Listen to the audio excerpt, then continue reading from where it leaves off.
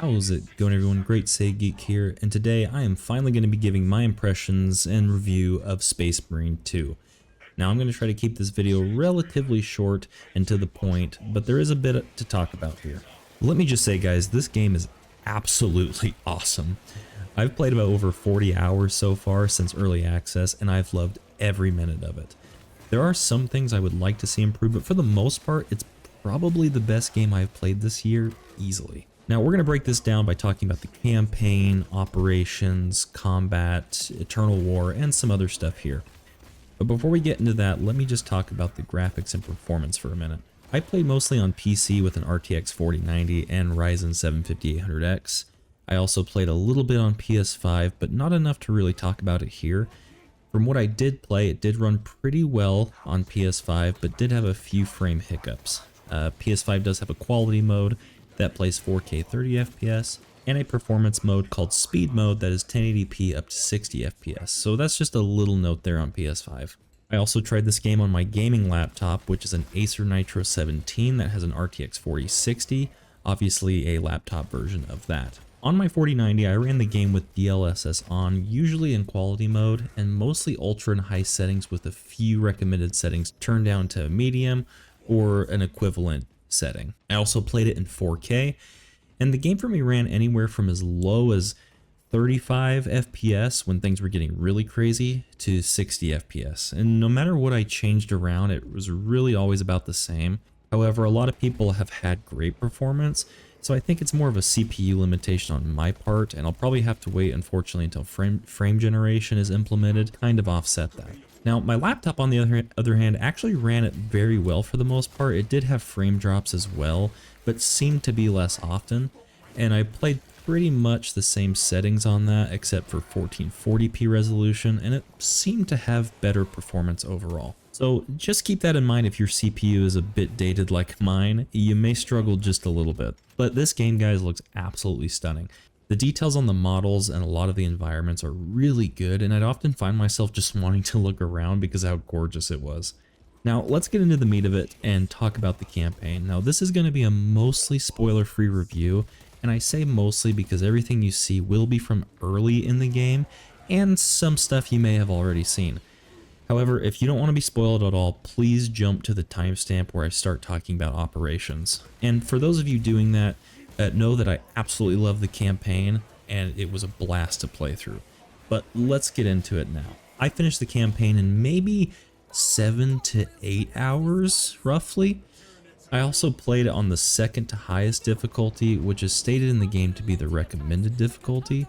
Now, I had over 30 hours in the game already by that time I finished the campaign, which is telling about how much fun the other game modes are, but we will get into that. The campaign pretty much picks up after the first game, albeit many years later. You will play as Lieutenant Titus, or one of his companions if you're playing multiplayer and joining someone's game.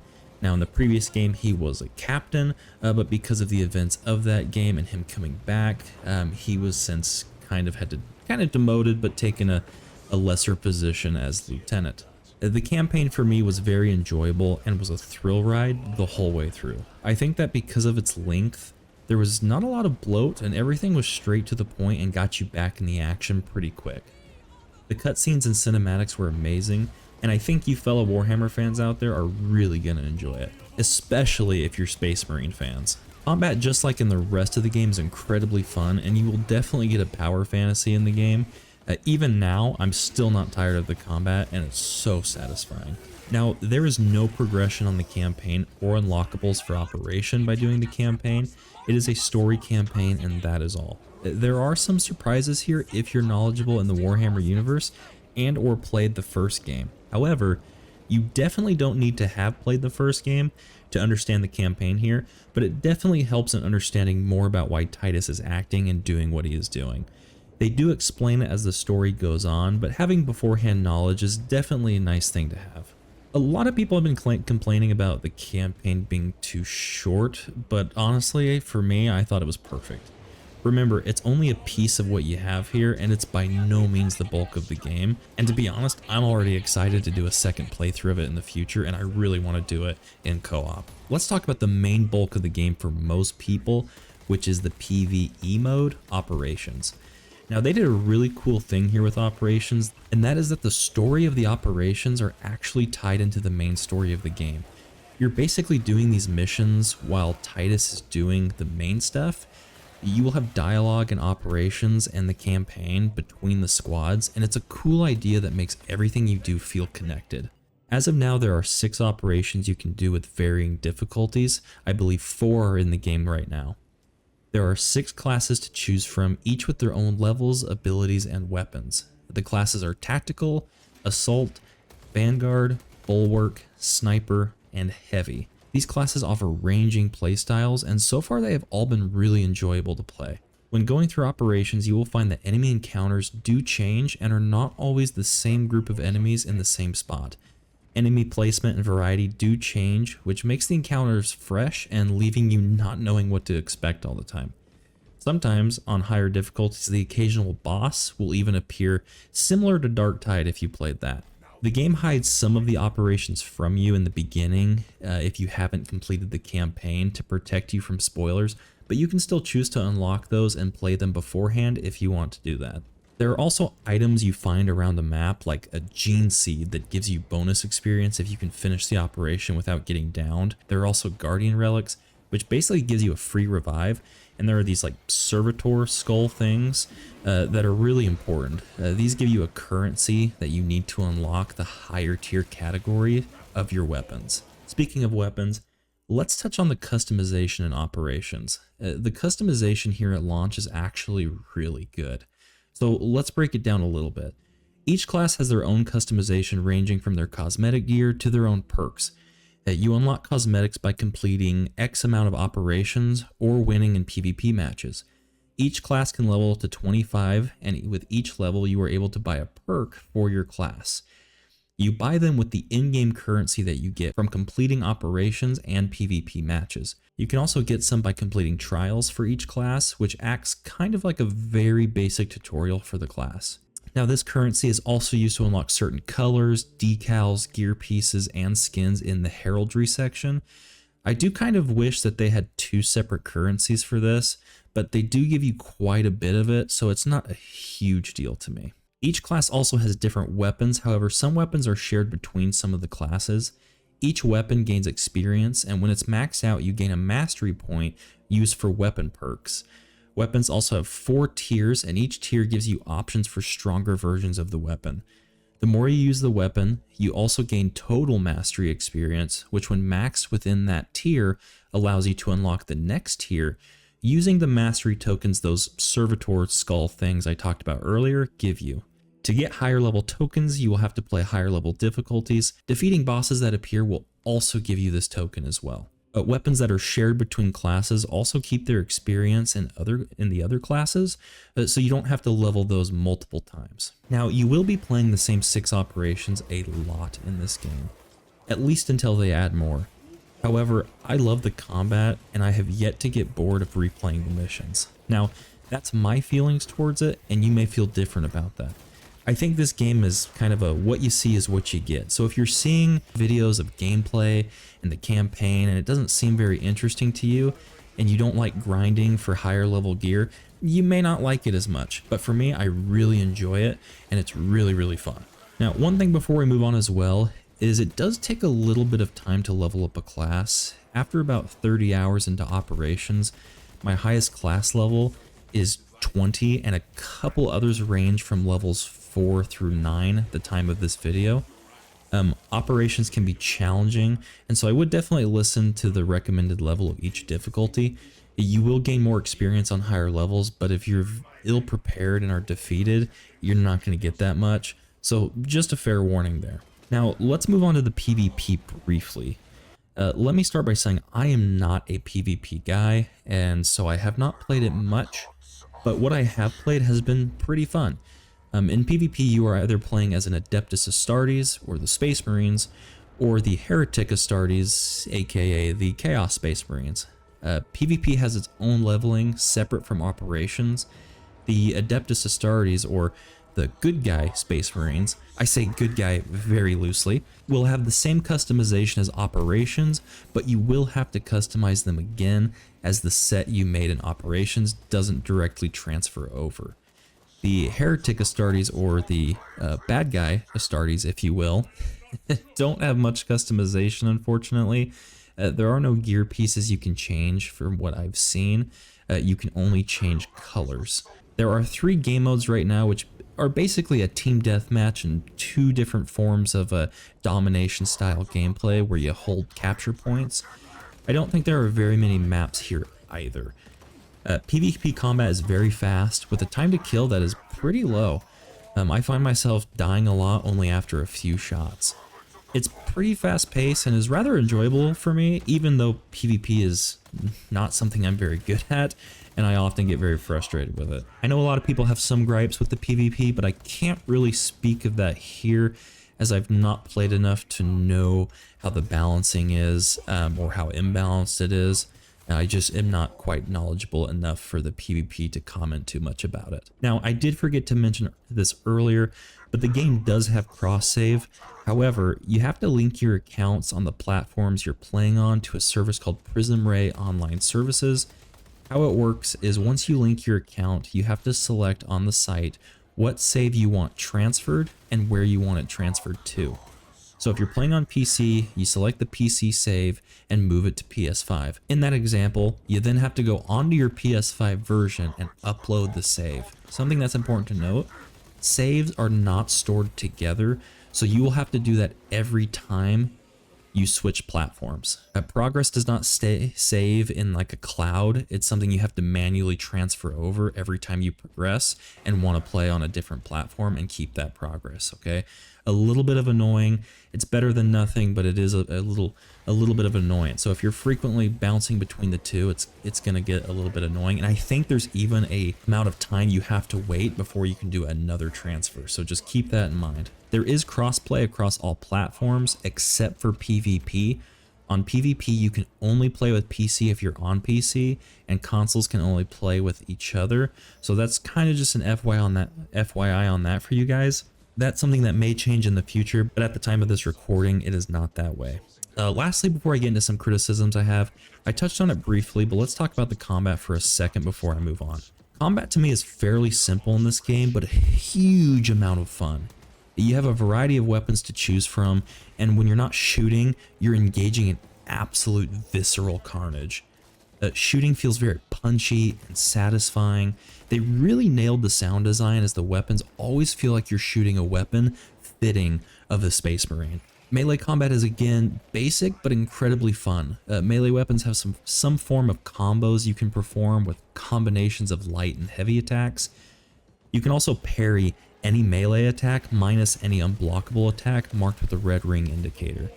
But when you perfect parry attacks, you also get a little crosshair icon that appears on the enemy, and you can do a sick headshot which restores a segment of armor. If you do enough damage to enemies, it will also put them in an execution stance where you can do killer executions on the enemy and restore again another armor segment. You are also invulnerable while doing this, which is a big improvement from the first game. You're going to find yourself in melee a lot, so learning how to parry, dodge, and position yourself correctly is going to help you stay alive so much. You will lose a lot in this game, and it is challenging, but it always feels fair. A lot of times when I lose, it's because of an error on our part as the team, or we're just too underleveled for the difficulty. I will say as a quick tip, melee weapons actually have different versions. Some are classified as fencing weapons, which have a larger perfect parry window.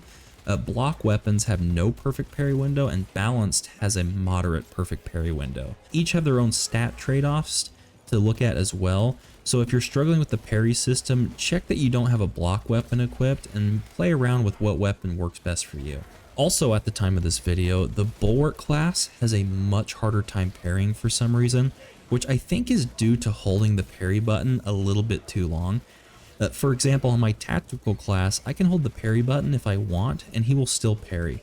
I almost never miss a parry with a fencing weapon and using the tactical class, and it's really easy to do it. The Bulwark, however, when you hold the button, he will block instead of parrying, so make sure you press the button quick and don't hold it at all.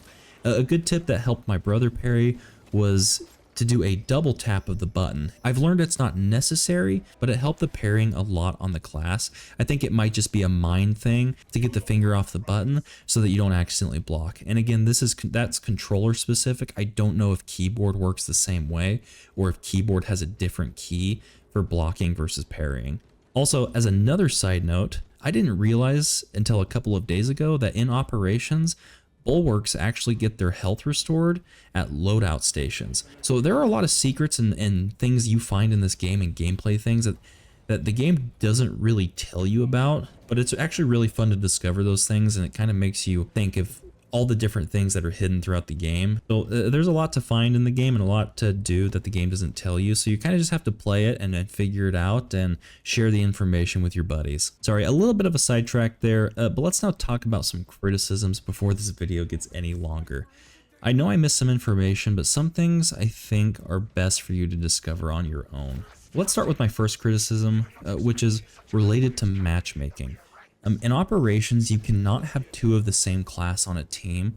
The problem with that is that if you bump up the difficulty and join a match where someone else is playing that class, you have to switch classes. Well, if you have not leveled another class, you will have to be at level 1 on another class. That is not very helpful to the team, and a lot of people quit matches because of that. And I think they either need to get rid of the class restrictions or just have matchmaking find games that are not playing the class that you're playing.